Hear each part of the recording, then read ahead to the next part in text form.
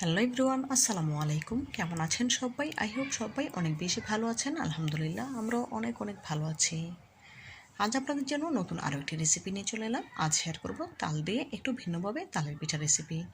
তাল দিয়ে তো আমরা তালের বড়া পিঠা বা বিভিন্ন ধরনের পিঠাপুলি খেয়ে থাকি, তবে এই পিঠাগুলো খুবই ইউনিক একটি পিঠা রেসিপি। আশা করি রেসিপিটি আপনাদের অনেক বেশি ভালো লাগবে। তো বন্ধুরা, না টেনে সম্পূর্ণ ভিডিও জুড়ে সাথে থাকার অনুরোধ রইল। চলুন মূল প্রিপারেশনে যাওয়া যাক।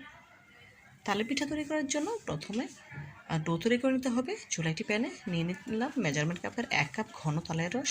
তার সাথে অ্যাড করে দিয়েছি হাফ কাপ কোরানো নারকেল, 2 টেবিল চামচ চিনি, দেব স্বাদ মতো লবণ। এখন নেড়ে চেড়ে তালের রসে বরফ তুলে নিতে হবে। কীভাবে তাল থেকে তালের ঘন রস বের করতে হয় তার রেসিপি অলরেডি আমার চ্যানেলে আপলোড দেওয়া আছে, চাইলে সেখান থেকে দেখে নিতে পারেন। এই পর্যায়ে অ্যাড করে দিয়েছি মেজারমেন্ট কাপের 1 কাপ লিকুইড দুধ আগে থেকে জাল করে ঠান্ডা করে নিয়েছি। সম্পূর্ণ 1 কাপ দুধ দিয়ে দিলাম। এখন অপেক্ষা করব বলক চলে আসা পর্যন্ত। এই পর্যায়ে তালের রসে বলক চলে এসেছে। এখন এর সাথে অ্যাড করে দেব মেজারমেন্ট কাপের 1 কাপ সুজি,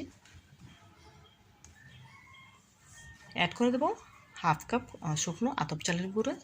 অবশ্যই এই পিঠাগুলো তৈরি করার ক্ষেত্রে যতটুকু সুজি দেবেন ঠিক তার অর্ধেক পরিমাণে আতপ চালের গুঁড়ো অ্যাড করতে হবে। নেড়ে খুব ভালোভাবে মিশিয়ে ডো তৈরি করে নিতে হবে। গ্যাসের ফ্লেম লো আঁচে রেখে নেড়ে চেড়ে ডো তৈরি করে নিচ্ছি। এ পর্যায়ে ডো তৈরি করা হয়ে গিয়েছে। এখন চুলা থেকে নামিয়ে একটি ছড়ানো প্লেটে তুলে নেব কিছুটা ঠান্ডা করে নেওয়ার জন্য। দেখুন এই পর্যায়ে কিছুটা ঠান্ডা হয়ে গিয়েছে। হাতে তেল মেখে এখন খুব ভালোভাবে মধ্যে মসৃণ ডো তৈরি করে নিতে হবে। এভাবে করে হাতে তেল মেখে নিলে ডোটার হাতে লেগে আসবে না, খুব ভালোভাবে মথে নেওয়া যাবে।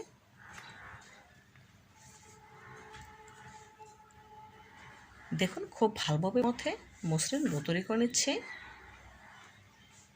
এ পর্যায়ে মথে নেওয়া হয়ে গিয়েছে। দেখুন ডোটা কতটা মসৃণ হয়েছে দেখেই বুঝতে পারছেন। এখন দু হাতে তেল মেখে এখান থেকে অল্প অল্প ডো নিয়ে পিঠার আকারে শেপ দিয়ে নেব। প্রথমে দু হাতে তালুতে ডলে গোল করে নিয়ে তারপর লম্বাটে করে নেব।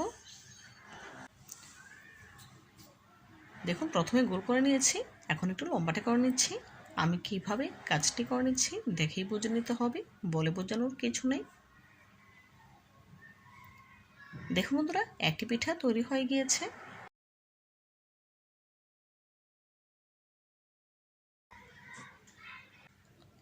দেখুন আপনাদের বোঝার সুবিধার্থে আরও একটি পিঠা তৈরি করে দেখাচ্ছি।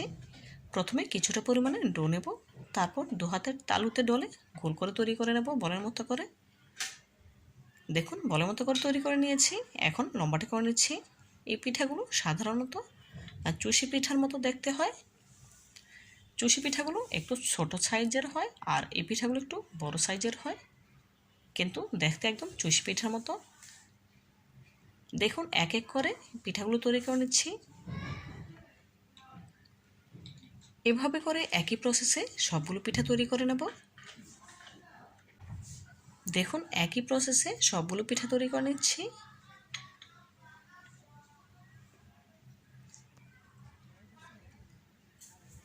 একই প্রসেসে সবগুলো পিঠা আমার তৈরি হয়ে গিয়েছে, দেখেই বুঝতে পারছেন। এখন আবারও চুলায় চলে যাব। চুলায় একটি প্যান বসিয়ে নিয়েছি। প্যানে দিয়ে দিচ্ছি মেজারমেন্ট কাপের 1 কাপ চিনি, তার সাথে অ্যাড করে দিচ্ছি 1 কাপ পানি। ফ্লেভার জন্য দিচ্ছি 2টো আস্ত এলাচ। যতটুকু চিনি দিয়েছি ঠিক তার সম পরিমাণ পানি অ্যাড করেছি, এর থেকে বেশি পানি দেওয়ার প্রয়োজন নেই। নেড়ে চেড়ে চিনি শিরাটা বলক তুলে নিয়েছি।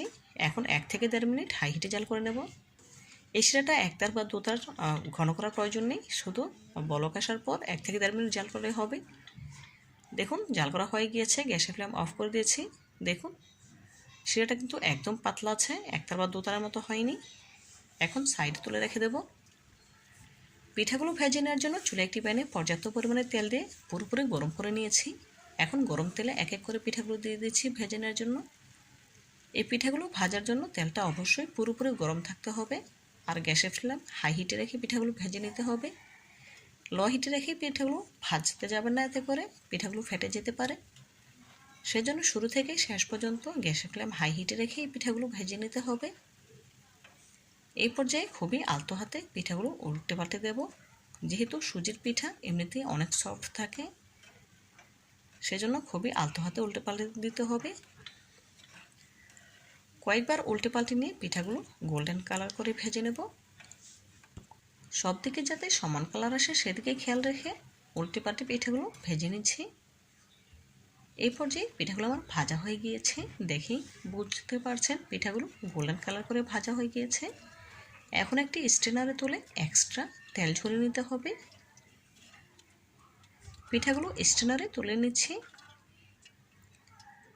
একই প্রসেসে বাকি পিঠাগুলো ভেজে নেব। এখন এই তেল ঝরানো পিঠাগুলো সরাসরি চিনি শিরায় দিয়ে দিতে হবে। দেখুন আগে থেকে তুলে রাখা চিনি শিরায় সরাসরি পিঠাগুলো দিয়ে দিলাম। এখন একটু নেড়েচেড়ে নেব। এই চিনি শিরা এখন আর জাল করার কোনো প্রয়োজন নেই, গরম পিঠাগুলো দিয়ে দিলেই হবে। সবগুলো পিঠা ভেজে নেওয়া হয়ে গিয়েছে, চিনি শিরা দিয়ে দিলাম। এখন খুব ভালোভাবে নেড়েচেড়ে 10 মিনিটের জন্য রেস্টে রেখে দেব। এই 10 মিনিটে পিঠাগুলো চিনি শিরাটা খুব ভালোভাবে টেনে নেবে। 10 মিনিট পর ফিরে এলাম।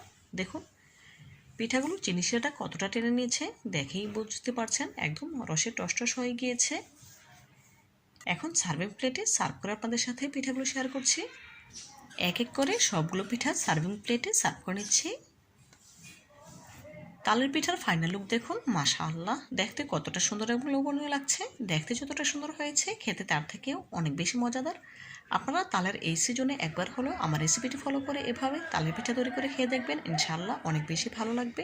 তো বন্ধুরা আজকের মতো বিদায় নিচ্ছি, ভালো থাকবেন সবাই, আল্লাহ হাফেজ।